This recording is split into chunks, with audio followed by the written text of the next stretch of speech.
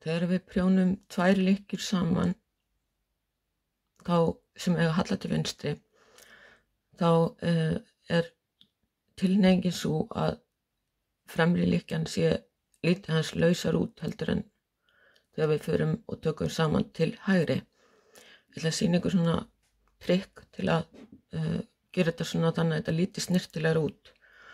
Og það er þannig að við byrjum á því að fara inn eins og við ætlum að prjóna bara venjulega.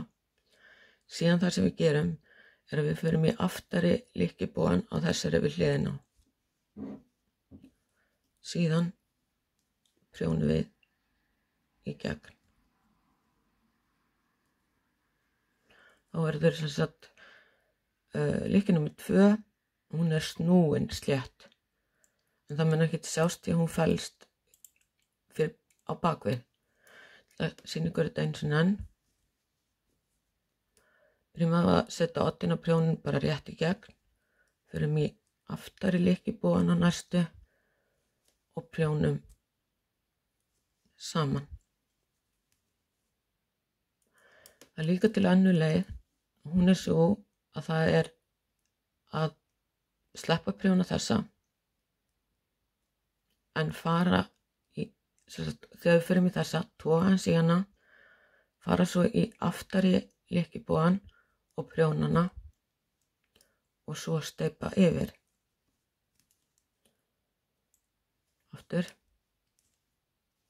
inn á milli, toga í og fara í aftari lykkjubógan og steypa yfir. Nú ætlum ég að prjóna 2 umferðir og leyfa ykkur að sjá hvernig þetta lítur út.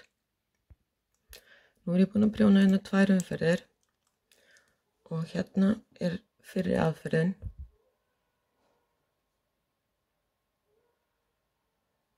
Og hérna er seinni aðferðin.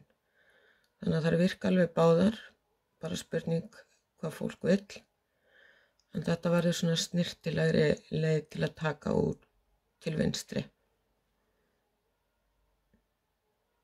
Endilega deili myndbandinu ef ykkur finnst þetta sniðugt og fleira ætti að sjá. Við viljum endilega deila með öllum og sem flestum því sem er gott og skemmtilegt í prjóni. Þannig að